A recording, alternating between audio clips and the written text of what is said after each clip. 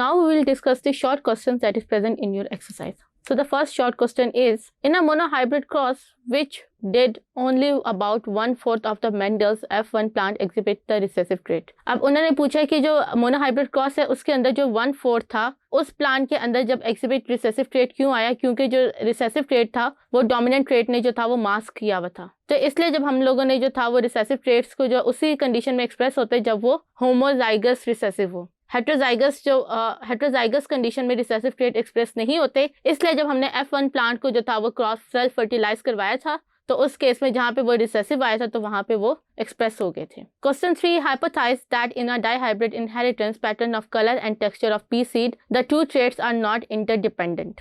तो इसका जो है वो लिंक इंडिपेंडेंट असॉर्टमेंट होते हैं, क्योंकि जो था वो जो डाइहाइब्रिड इनहेरिटेंस में जो हमने किया था 16 में से तो हमारे पास 9 जो थे वो एक टाइप के आए थे 3:3:1, यानी कि 1 जो था वो हमारे पास रिंकल राउंड था और ये सारे जो थे ये इंडिपेंडेंटली असॉर्ट हुए थे इरिस्पेक्टिव कि उनके साथ वाला अलील का कॉम्बिनेशन क्या है और वो अलील किस तरह एक्सप्रेस हुए। Question 4, what are the exceptions of the Mendel's law of inheritance? तो exception of the Mendel's law of independent assortment में जो था वो पहला कि जो था सारे जीन्स जो होते हैं वो क्रोमोसोम पे जो सेम प्रेजेंट होते हैं वो साथ ही जो होते हैं वो जाते हैं, इट मीन्स कि वो इंडिपेंडेंटली असॉर्ट नहीं होते। फिर जो सेक्स क्रोमोसोम्स था उसका जो पैटर्न होता है वो डिफरेंट होता है from the rest of the chromosomes. Question 5 है, what is probability, how probability does related to the genetics. Probability means the chance of occurring an event, किसी भी इवेंट का होने का चांस जो होता है, और वो जो होता है वो आप टोटल से जो होता है वो फाइंड आउट करते हैं कि कितना वो इवेंट हुआ है और कितने पॉसिबल केसेस हैं और divided by the total number of cases. तो इसके अंदर जो होता है वो हम कॉइन्स की एग्जांपल लेते हैं, जैसे हम हेड और टेल होता है उसमें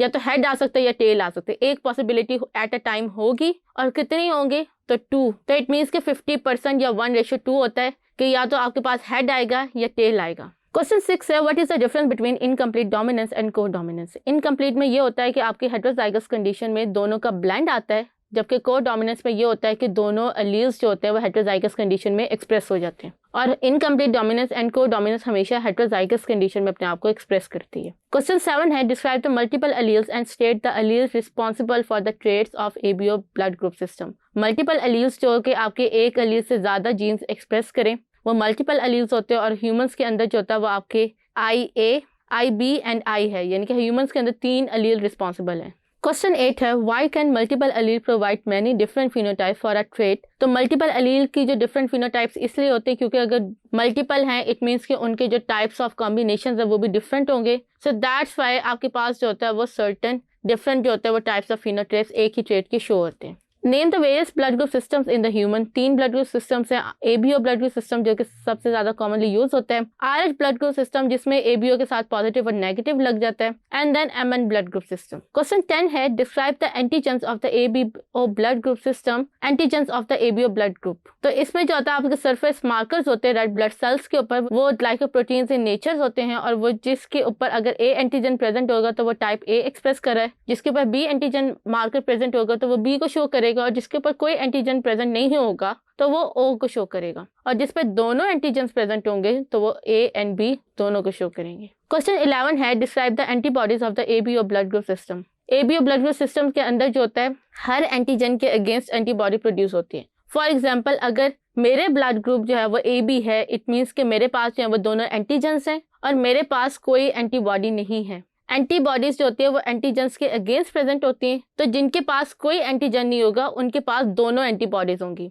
जिनके पास एक एंटीजन होगा उसके पास उनकी ऑपोजिट एंटीबॉडी प्रेजेंट होगी। क्वेश्चन 12 है, why are RH incompatibility could be danger for the development of fetus and mother। RH positive और RH नेगेटिव ये होता है कि अगर मदर के नेगेटिव ब्लड है इट मीन्स कि उनके पास जो है वो कोई एंटीजन नहीं है और उसके अगेंस्ट एंटीबॉडीज हैं। वो एंटीबॉडीज अगर बेबी जो है वो RH पॉजिटिव हो गया तो उसके पॉजिटिव एंटीजेंस के ऊपर जो है वो एंटीबॉडीज अटैक करके उनके एंटीजेंस को डिस्ट्रॉय कर देंगी, और इस तरह जो बेबी का जो ब्लड है वो डिस्ट्रॉय होना शुरू हो जाएगा और फीटस जो है वो सर्वाइव नहीं कर पाएगा। क्वेश्चन 13 है, investigate the reasons for O negative individuals as the universal donor and AB positive as the universal recipient. Donor का मतलब ये है कि वो ब्लड जो है वो ट्रांसफर कर सकता है। अब इनके पास कोई भी एक ऐसी एंटीजन नहीं है जिसके अगेंस्ट जो एक्सेप्टर है उसकी बॉडी एंटीबॉडीज प्रोड्यूस कर सके।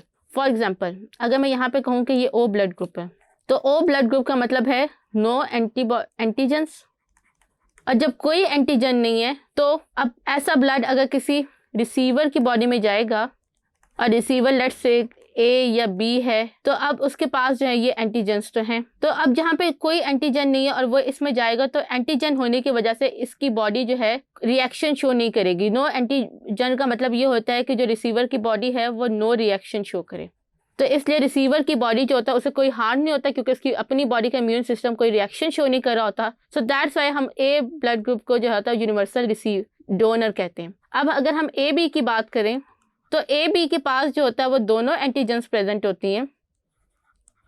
तो अगर डोनर जो है लेट्स सपोज करें डोनर जो होगा वो ए है तो ए ब्लड ग्रुप आएगा, तो क्योंकि उसके पास ए की एंटीजन ऑलरेडी प्रेजेंट है तो कोई रिएक्शन नहीं होगा, उसकी बॉडी जो है वो इसको अपने यहाँ सेल कंसीडर करेगी। अगर बी आएगा तो बी की भी इसके पास ऑलरेडी एंटीजन्स है तो उसकी बॉडी भी जो है वो कोई रिएक्शन प्रोड्यूस नहीं करेगी। अगर ओ आएगा तो ओ के पास कोई एंटीजन नहीं है तो उसकी बॉडी तब भी कोई जो है वो रिएक्शन प्रोड्यूस नहीं करेगी क्योंकि उसकी बॉडी को कोई थ्रेट नहीं मिलेगा। एंटीजन से थ्रेट होता तो ए एंटीजन उसके पास है so that's why no threat. B blood group donate करेगा तो वो भी एंटीजन उसके पास है तो अगेन कोई थ्रेट नहीं है। अगर ओ आएगा तो ओ के अंदर ऑलरेडी कोई एंटीजन ही नहीं है तो जो रिसीवर है ए बी उसकी बॉडी को कोई थ्रेट नहीं होगा।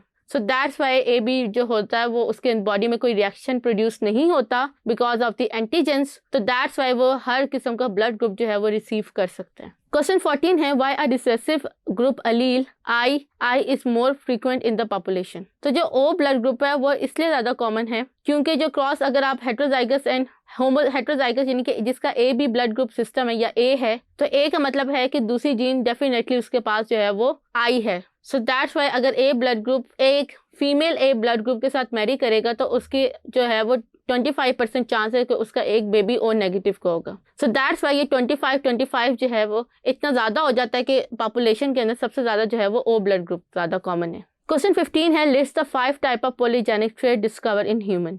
5 पॉलीजेनिक मीन्स के ऐसे ट्रेट जिनको एक से ज़्यादा अलील जो होते हैं वो कंट्रोल करे होते हैं। इसमें आपकी हाइट आती है, स्किन कलर आती है, आई कलर आती है, इंटेलिजेंस आती है, वेट एंड ग्रोथ आती है। क्वेश्चन 16 है right the differences between the dominance and epistasis.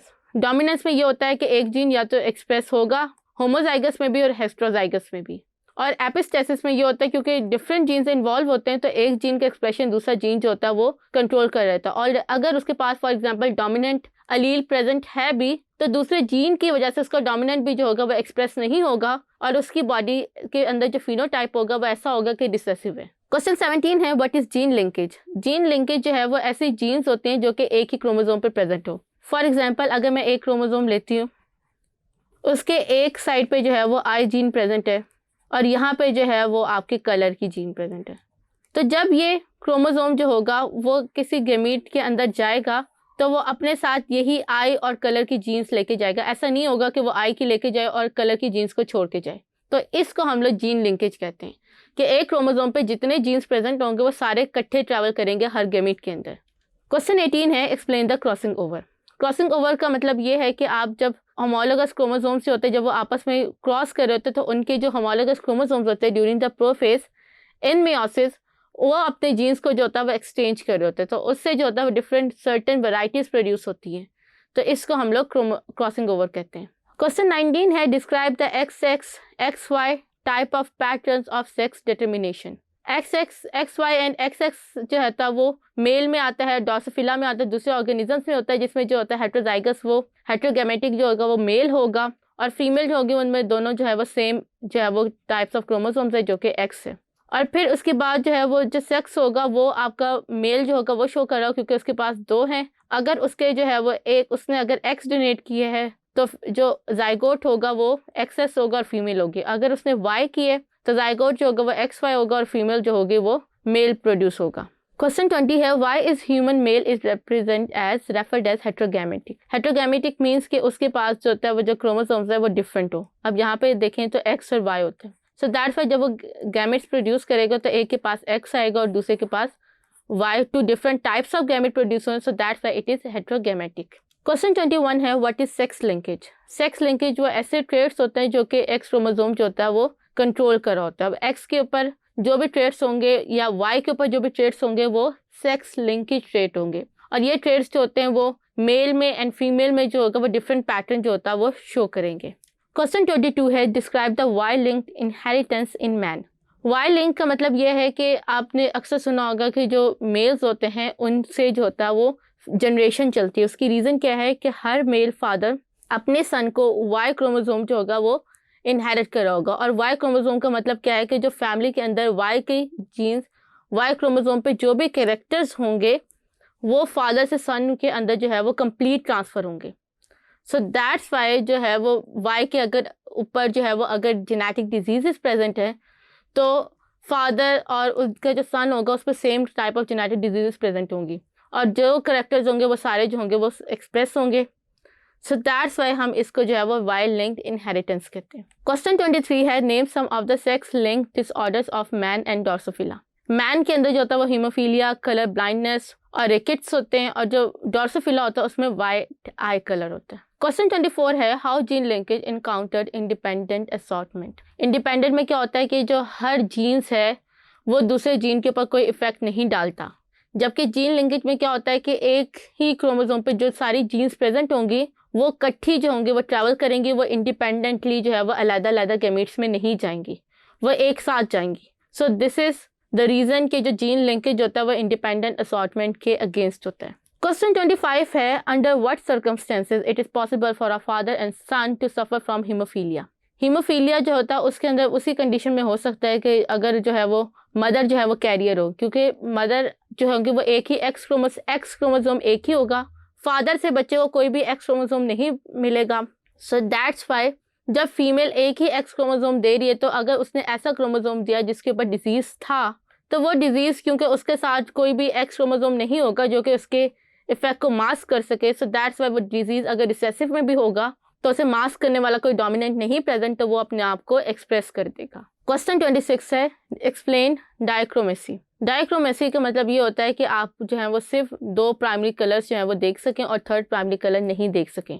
तो इनको हम लोग कलर ब्लाइंड भी कहते हैं कि जो लोग होते हैं वो रेड और ग्रीन के दरमियान डिफ्रेंशिएट नहीं कर सकते और उनको जो दुनिया के सर्टेन कलर्स होते हैं ये जो थर्ड की वजह से जो सर्टेन मिक्सेस ऑफ कलर्स हैं वो सही तरह से नज़र नहीं आते। क्वेश्चन 27 है एक्सप्लेन द मोनोक्रोमी। मोनोक्रोमी ऐसा नेम शो कि इसमें सिर्फ एक ही कलर नज़र आ सकता है और इसके अलावा उन्हें कोई कलर नज़र नहीं आता। क्वेश्चन 28 है what is sex limited trait. ऐसा ट्रेट जो कि सिर्फ एक ही सेक्स पे एक्सप्रेस हो, यानी कि अगर मेल में हो सकता है या फीमेल में, ऐसा नहीं होगा कि मेल और फीमेल दोनों में हो, तो उसको हम लोग सेक्स लिमिटेड ट्रेट कहते हैं। क्वेश्चन 29 है सेक्स इन्फ्लुएंस ट्रेट। ऐसा ट्रेट जो कि मेल और फीमेल दोनों में प्रेजेंट हो लेकिन एक्सप्रेस एक ही जो है वो सेक्स में हो। फॉर एग्जाम्पल अगर मिल्क प्रोड्यूसिंग जीन्स जो है वो मेल और फीमेल दोनों में प्रेजेंट हो लेकिन मिल्क जो है वो सिर्फ फीमेल की बॉडी जो है वो प्रोड्यूस करती है because of the effect of hormones, तो इसको हम लोग सेक्स इन्फ्लुएंस ट्रेट कहते हैं। क्वेश्चन 30 है how do multiple alleles and polygenic traits are different. Multiple alleles ये कि जो है वो मल्टीपल अलील्स एक ही ट्रेट को जो है वो कंट्रोल करिए और पॉलीजेनिक का मतलब ये होता है कि डिफरेंट जीन्स एक ट्रेट को कंट्रोल करिए। तो मल्टीपल अलील्स मीन्स कि different allele one gene, polygenic trait means different genes, one character. Thank you.